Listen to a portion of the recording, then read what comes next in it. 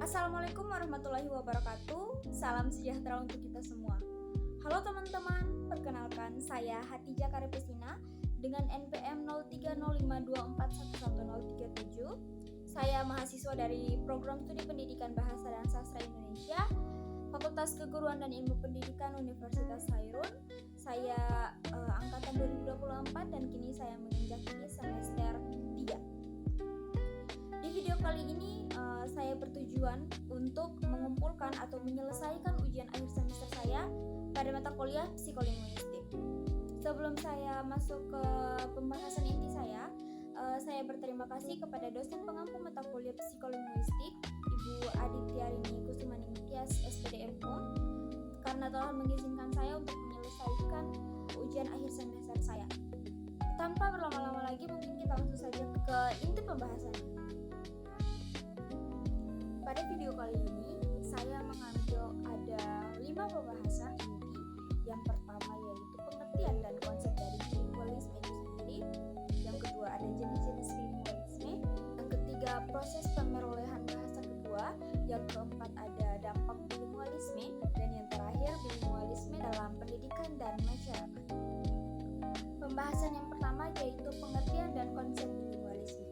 Seperti yang sudah kita ketahui bersama, bahwa pada umumnya masyarakat di dunia ini pada zaman sekarang memiliki bilingualisme atau kedwibasahan untuk berkomunikasi.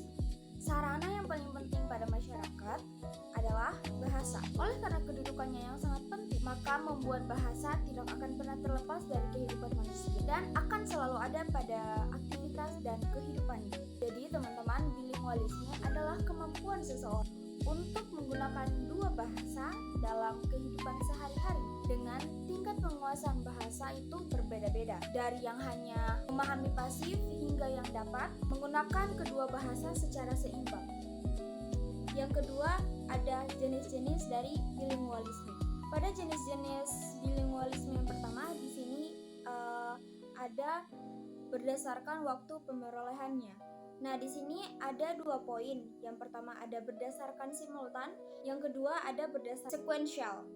Yang dimaksud dengan bilingualisme simultan adalah kedua bahasa yang diperoleh sejak kecil pada waktu yang bersamaan. Bilingualisme sekuensial yaitu bahasa pertama diperoleh dahulu, lalu disusul oleh bahasa kedua. Mungkin pada bilingualisme simultan yaitu sejak kecil anak sudah dibiasakan untuk belajar bahasa pertama, lalu sudah dilanjutkan kembali dengan mempelajari bahasa kedua. Sedangkan simultan bisa jadi sejak kecil dia memperoleh bahasa pertama, lalu mungkin diasah kembali bahasa keduanya di kemudian hari. Nah, jenis bilingualisme yang kedua yaitu berdasarkan representasi mental bahasa. Di sini juga terbagi menjadi 3 poin. Yang pertama ada koordinatif, yang kedua ada komposit, dan yang ketiga ada subordinatif. Poin yang pertama yaitu koordinatif adalah kedua bahasa yang disimpan secara terpisah di dalam pikiran. Yang kedua yaitu komposit adalah kedua bahasa terintegrasi dalam satu sistem representasi makna. Nah, yang dimaksud dengan kedua bahasa terintegrasi dalam satu sistem representasi makna yaitu kedua bahasa secara terpisah dalam pikiran. Beda dengan komposit, yaitu satu bahasa terdapat dalam satu pikiran, tidak terpisah. Yang terakhir ada kedua bahasa dipahami melalui bahasa pertama. Yang ketiga ada berdasarkan konteks sosial.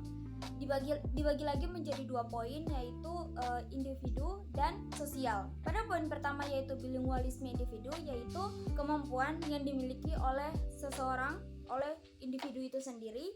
Yang kedua bilingualisme secara sosial yaitu kondisi masyarakat yang menggunakan dua bahasa secara luas dan fungsional. Nah, sekarang kita sudah masuk ke pembahasan yang ketiga yaitu pemerolehan bahasa kedua. Pada proses pemerolehan bahasa kedua juga terdapat banyak faktor.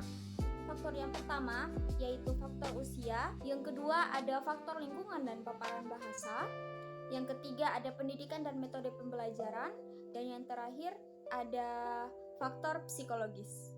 Pada poin pertama yaitu faktor usia menjelaskan bahwa anak-anak cenderung mempelajari bahasa kedua dengan lebih alami dan cepat dalam hal pelafalan, Sementara orang dewasa memiliki keunggulan dalam pembelajaran formal dan strategi kognitif. Yang kedua yaitu faktor lingkungan dan paparan bahasa. Semakin sering seseorang terpapar bahasa kedua, misalnya di rumah, sekolah, ataupun komunitas, semakin cepat ia dapat menguasainya.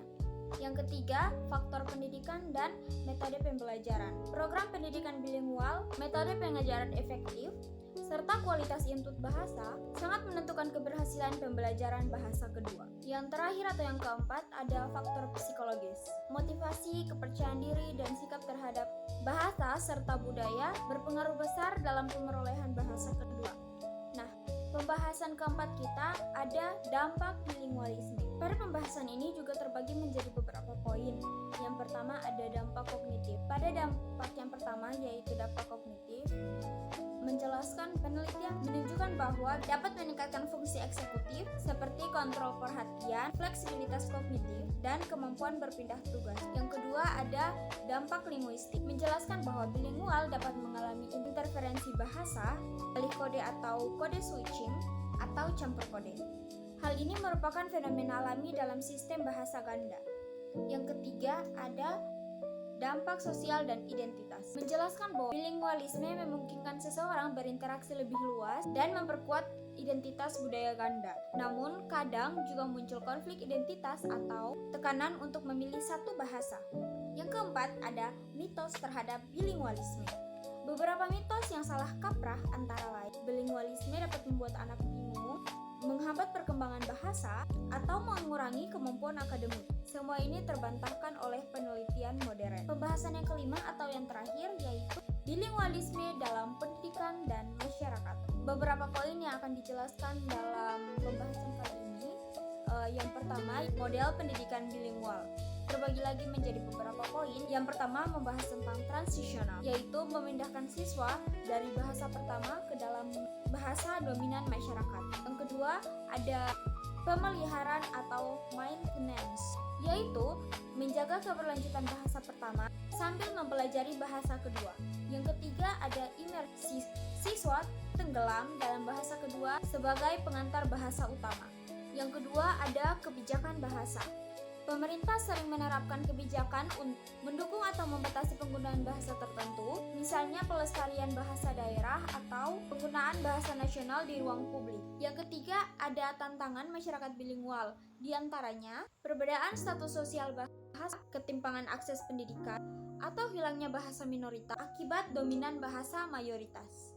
Yang terakhir, peluang dari masyarakat bilingual. Di sini menjelaskan bahwa bilingualisme mendorong kompetensi global, mobilitas sosial, dan pelestarian budaya.